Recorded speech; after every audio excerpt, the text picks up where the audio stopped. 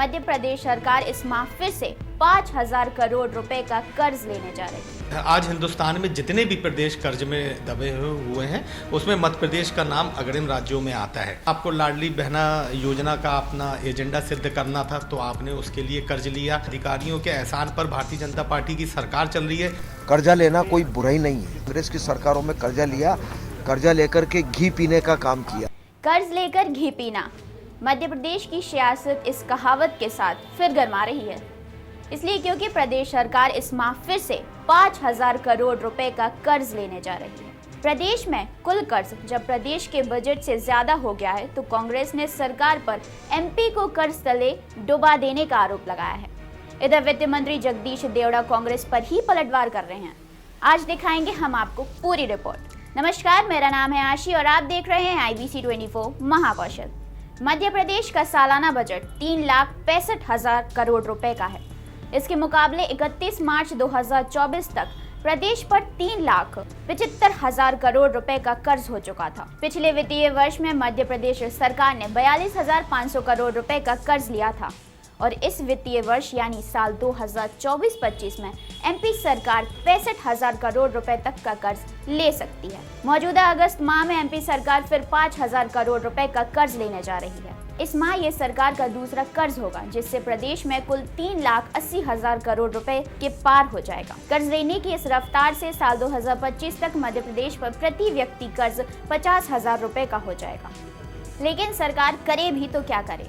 पहले सरकारी वेतन भत्तों और इंफ्रास्ट्रक्चर पर खर्च करे और फिर लाडली बहन जैसी लुभावनी योजनाओं का खर्च। महिलाओं को प्रति माह 1,000 रुपए देने के लिए ही प्रदेश सरकार को हर माह 1,600 करोड़ रुपए की जरूरत होती है। इधर कांग्रेस आरोप लगा रही है कि भाजपा की सरकार सिर्फ अपने एजेंडे को पूरा करने के लिए प्रदेश को कर्ज में डुबा रही है, जिसके परिणाम आगे जाकर घातक होंगे।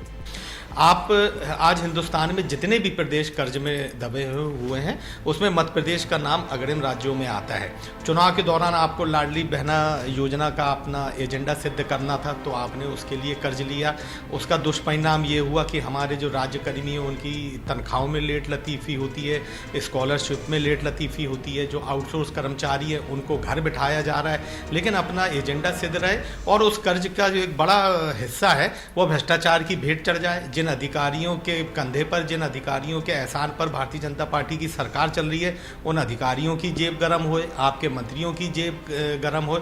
साफ तौर पे ये जो लाखों करोड़ का कर्जा इस मध्य प्रदेश पर लदा हुआ है, इसका सीधे सीधे विपरीत असर इस प्रदेश की जनता पर पड़ रहा है।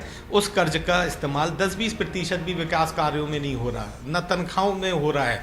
लेकिन कर्ज इसलिए लेना है क्योंकि भ्रष्टाचार करना है, कर्ज इसलिए लेना है क्योंकि अपने एजेंडे सिद्ध करने। लेकिन सने सने जैसे जैसे साल बीत रहे हैं, एक कर्ज लेते हैं उसके बाद दूसरे कर्ज लेने की योजना बना देते हैं। वो कर्ज कब चुकेगा, कैसे चुकेगा, ये प्रदेश कब आगे बढ़ेगा, इस और उनका कहीं भी ध्यान नहीं है। इधर प्रदेश के वित्त मंत्री कर्ज लेने को जायज भी ठहरा रहे हैं और उल्टा कांग्रेस की सरकारों में कर्ज लेकर घी पिए जाने का पलटवार कर रहे हैं। प्रदेश के डिप्टी सीएम और वित्त मंत्री जगदीश देवड़ा का कहना है कि प्रदेश के विकास के लिए कर्ज लेने की सीमा में रहकर ही कर्ज लिया जा रहा है और हिसाब तो कांग्रेस को अपने कार्यकाल में लिए गए कर्ज का देना चाहिए। हिंदुस्तान में कोई भी प्रदेश की सरकार ऐसी नहीं है जो कर्जा नहीं लेती है। कर्जा लेना कोई बुराई नहीं है। कर्जा समय पर चुकाना, उसका ब्याज चुकाना और कोई उसका नियम बना हुआ है, नियम प्रक्रिया से कर्जा लेना, FRBM का नियम बना हुआ है, भारत सरकार की परमिशन होती है, उसके अंतर्गत लिमिट के अंदर कर्ज लेना और कर्ज लेकर के डेवलपमेंट के काम में लगाना, प्रदेश की सड़कें अच्छी बनाना, सिंचाई के लिए तालाब, स्टॉप डैम, बड़ी बड़ी सिंचाई योजनाएं बनाना, मेडिकल कॉलेज स्थापित करना, ऐसे डेवलपमेंट के सारे काम करना, कर्जा लेकर के डेवलपमेंट के काम करना, कर्जा लेकर के विकास करना। तो मुझे लगता है कि कांग्रेस ने, आप पिछला इतिहास उठा करके देखें, जब मैं नहीं कह रहा किसी का व्यक्तिगत नाम लेके, लेकिन कांग्रेस की सरकारों में कर्जा लिया, कर्जा लेकर के घी पीने का काम किया। आप उठा करके देख लें कि उन्होंने कर्जा लेकर के कौन सी मध्य प्रदेश की सड़कें बनाई, कौन सी बिजली का प्रबंध किया, कौन सी सिंचाई योजनाएं बनाई। मुझे नहीं लगता कहीं, चाहे कमलनाथ जी बैठे हों, दिग्विजय सिंह जी रहे हों, चाहे जो रहे हों, कर्जा लिया, पर कर्जा कहाँ गया इसका पता नहीं। लेकिन कांग्रेस केवल एक विषय पर ये बार बार बात करती है। कांग्रेस इस समय मुझे लगता है कि जनाधार खो चुकी है। तो कर्ज लेकर घी पीने का जो आरोप कांग्रेस भाजपा की सरकार पर लगा रही है, उनकी तोहमत प्रदेश के डिप्टी सीएम और वित्त मंत्री ने उल्टा विपक्षी कांग्रेस पर ही लगा दी है। 5,000 करोड़ का नया कर्ज लेने की तैयारी के साथ ही फिर कर्ज पर सियासत गर्मा गई है, लेकिन सवाल तो बरकरार है कि कर्ज लेने की ये रफ्तार प्रदेश को आखिर कहां पहुंचा देगी।